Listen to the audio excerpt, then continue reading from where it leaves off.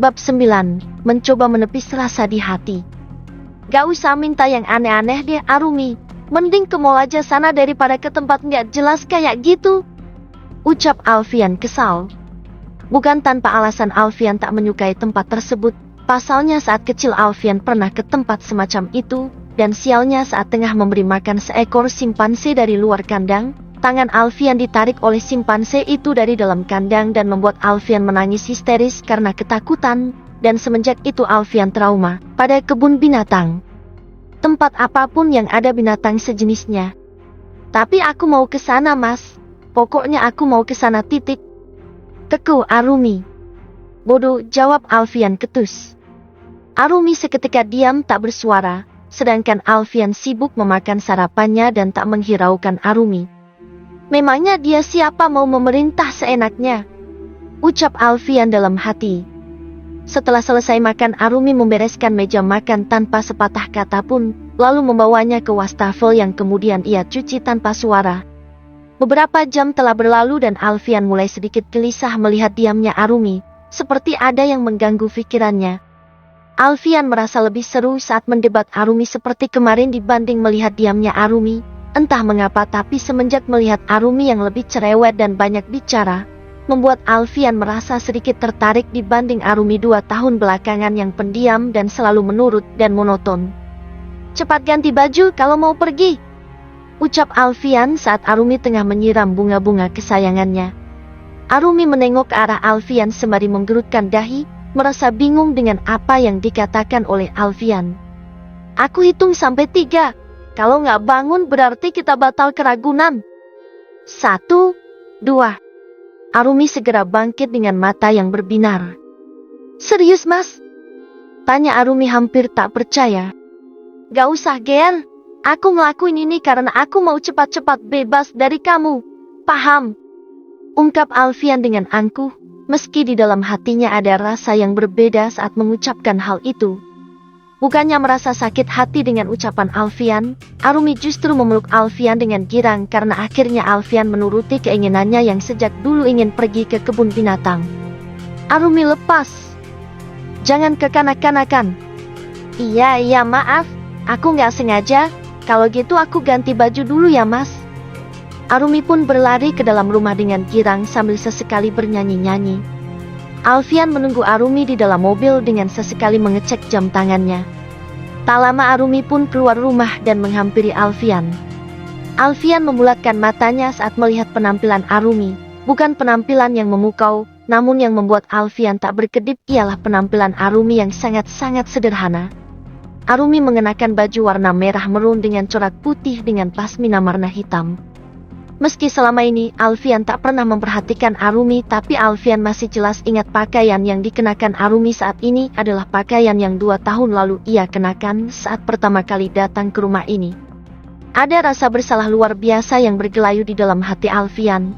Selama 2 tahun ia tak pernah memberikan nafkah yang layak untuk Arumi, jangankan untuk membelikan pakaian untuk Arumi, bahkan belanja bulanan pun ia tak peduli, dan hari inilah tiba-tiba Alfian merasa sangat bersalah. Mas Alfian. Mas. Arumi mengguncang bahu Alfian karena sejak tadi tak menghiraukan panggilan Arumi. Jawab Alfian kikuk. Ayo jalan nanti keburu siang, mikirin apa sih? Bukan urusan kamu, yang jelas aku bukan lagi mikirin kamu. Ketus Alfian. Arumi mencibikkan bibirnya. Mendapat perkataan ketus dari Alfian merupakan hal biasa buat Arumi. Gak punya baju yang lain selain itu? Tanya Alfian saat mobilnya melaju dengan pelan meninggalkan pekarangan rumahnya. Memangnya kenapa mas? Baju ini bagus kok, masih layak dipakai juga. Ayo ke mall dulu buat beli baju. Ajak Alfian. Gak mau mas, nanti kesiangan. Gak usah ngajak berdebat Arumi. Pokoknya nggak mau mas. Rengek Arumi. Alfian menghela nafas panjang. Terserahlah. Matahari mulai meninggi saat Alfian dan Arumi sampai di tempat yang ingin didatangi oleh Arumi. Dengan semangat Arumi turun dari mobil mendahului Alfian. Lagi Alfian tercengang melihat sifat asli Arumi yang begitu periang seperti anak-anak yang selama ini tak pernah Alfian lihat selama 2 tahun bersama Arumi. Tak sadar sudut bibir Alfian terangkat naik tanpa ia sadari. "Mas Ayuk turun buruan," kata Arumi dengan tak sabar. Alfian turun dengan malas setelah memarkirkan mobilnya. "Mas fotoin sebentar ya di depan sini." Arumi berdiri di depan patung berbagai jenis binatang, memperlihatkan deretan giginya yang justru terlihat sangat manis. "Kekanak-kanakan," ucap Alfian pura-pura sebal. Arumi memberikan ponsel Alfian yang beberapa hari ini ia pegang, lalu bersiap-siap untuk diambil gambar dengan telunjuk dan jari tengah ia angkat di samping pipi lalu kaki diangkat ke belakang. "Norak," ucap Alfian sembari geleng-geleng kepala, tapi tetap memotret Arumi. "Biarin aja," jawab Arumi. "Tante Arumi!" teriak bocah 5 tahun yang kini menghampiri Arumi dengan girang. "Mora!" panggil Arumi. Mora adalah keponakan Alfian, anak dari Deren, kakak pertama Alfian. Mora sangat akrab dengan Arumi, karena Oma sering mengajak Mora untuk berkunjung ke rumah Arumi, semenjak ibunya meninggal 1 tahun yang lalu. "Mora kesini sama siapa sayang?" tanya Arumi yang segera berjongkok lalu mencubit kedua pipi Mora yang gembil. "Sama papa," jawab Mora seraya menunjuk ke arah papanya. Arumi pun tersenyum ke arah kakak iparnya sebagai bentuk basa-basinya.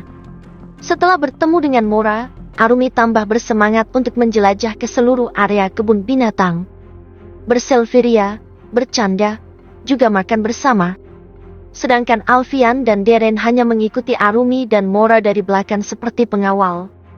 Deren yang memang sangat pendiam, tak banyak berinteraksi dengan Alfian karena memang dari dulu Deren seperti membatasi dirinya dengan Alfian. Entah mengapa Alfian pun tak mengerti.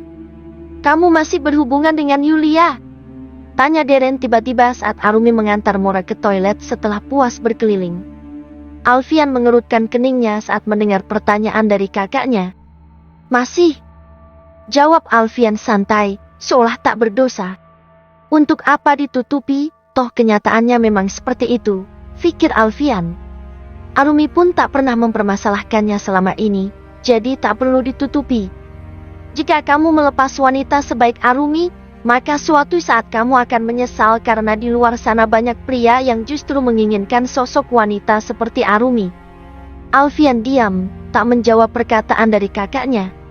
Alfian bahkan heran karena baru kali ini kakaknya berbicara seserius ini dan mengenai rumah tangganya. "Papa, papa!" teriak Mora setelah pulang dari toilet. "Mora mau punya mama seperti Tante Arumi. Tante Arumi baik banget sama Mora." Seandainya Tante Arumi bukan istrinya Om Alfian, Mora pasti maksa Tante Arumi buat jadi mamanya Mora, ucap Mora dengan polos. Seketika Alfian tersedak dengan minumannya mendengar ucapan Mora. Entah mengapa tiba-tiba hatinya sedikit bergejolak mendengar perkataan keponakannya. Tiba-tiba ada sedikit rasa cemburu di hatinya membayangkan jika Arumi menjadi mamanya Mora, tapi secepat mungkin ia menepis perasaan itu dari hatinya. "Aku tidak peduli apapun yang nantinya akan dilakukan Arumi, karena aku sudah memiliki Yulia dan aku sangat mencintainya," ucap Alfian dalam hati.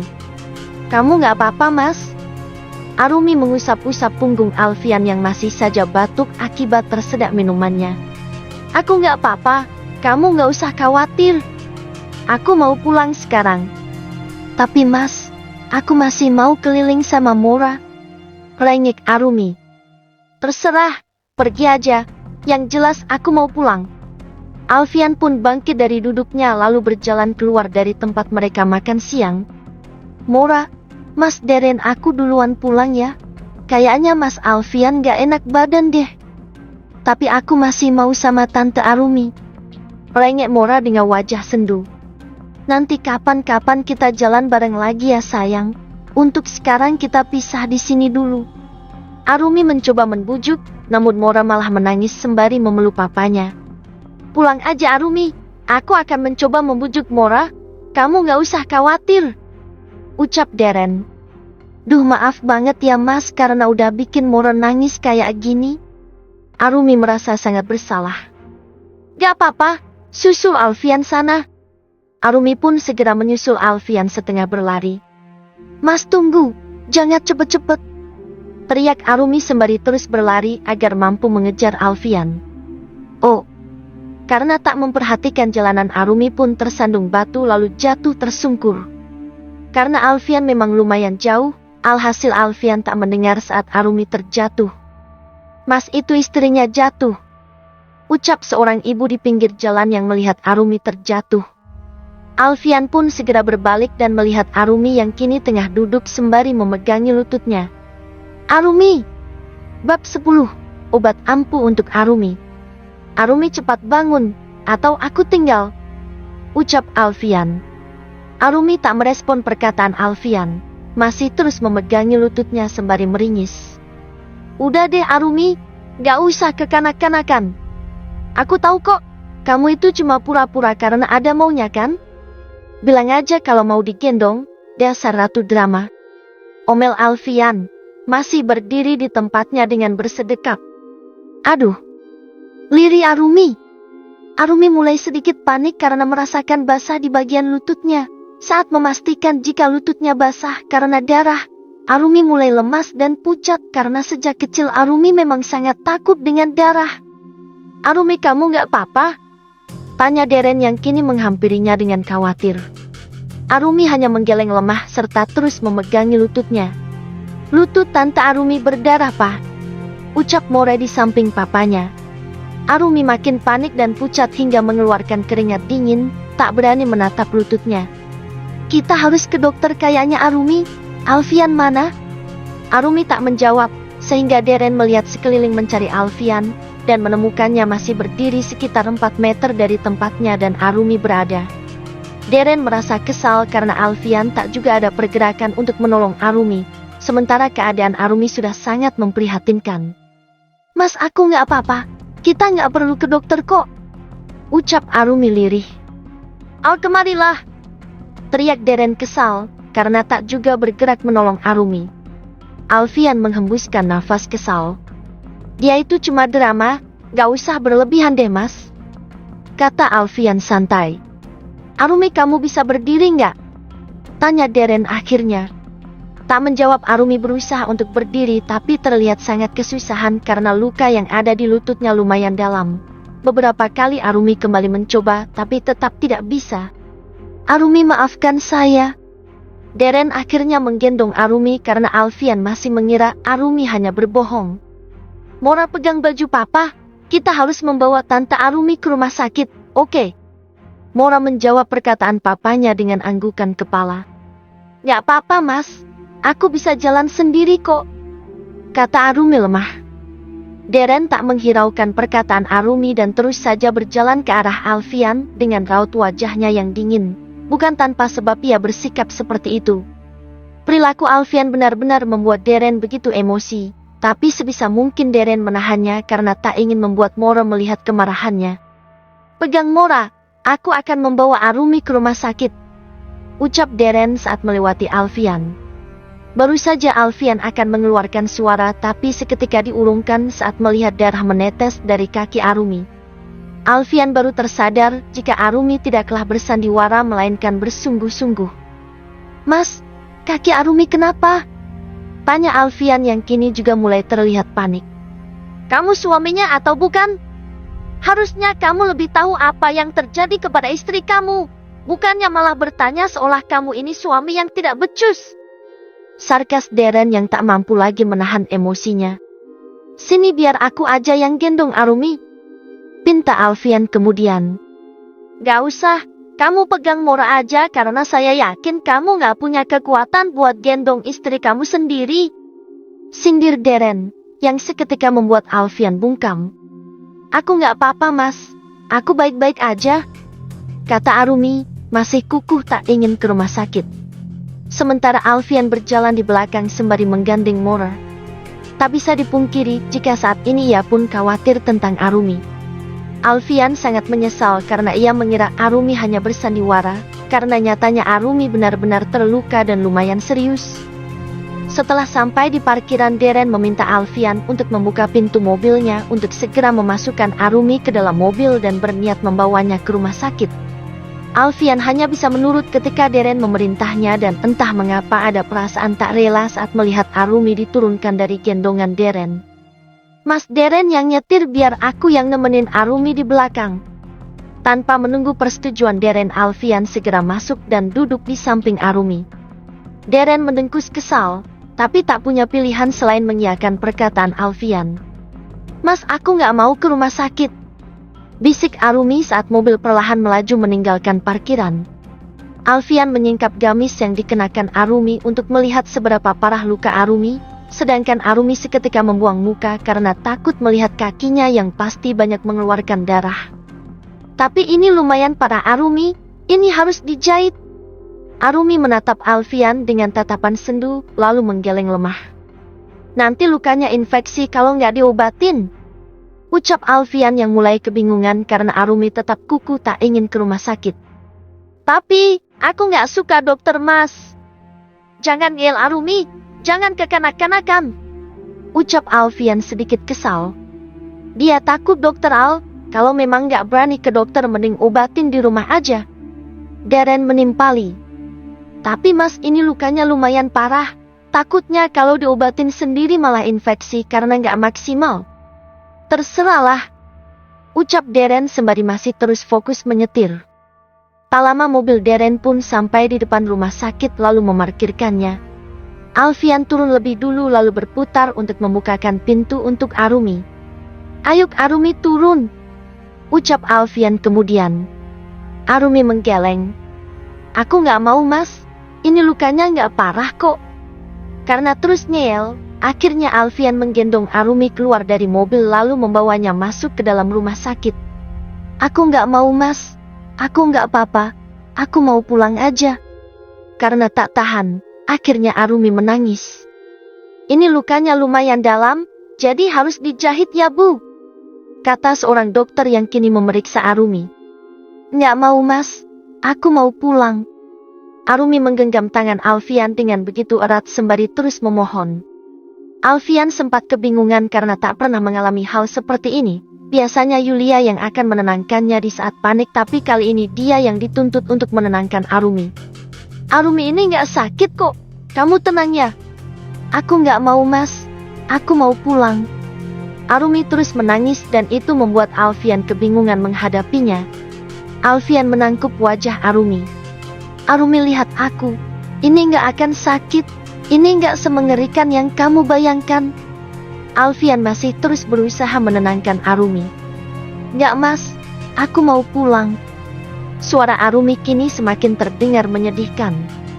Cup, tak memiliki pilihan lain. Akhirnya Alfian mencium bibir Arumi karena sudah hampir putus asa melihat Arumi yang terus meronta dan ingin pulang. Ajaibnya ciuman itu membuat Arumi seketika diam dan berhenti meronta. Kesempatan itu dibuat dokter untuk segera menangani luka Arumi. Nah selesai, kata dokter yang menangani Arumi. Seketika perhatian Aru teralihkan karena sejak tadi terus menatap Alfian sampai tak menyadari saat dokter mengobati luka di kakinya. Ternyata obat yang diberikan suaminya sangat ampuh ya bu, ucap sang dokter sembari tersenyum. Seketika wajah Arumi bersemu merah lalu membuang pandangan ke arah lain, merasa sangat malu dengan kejadian barusan.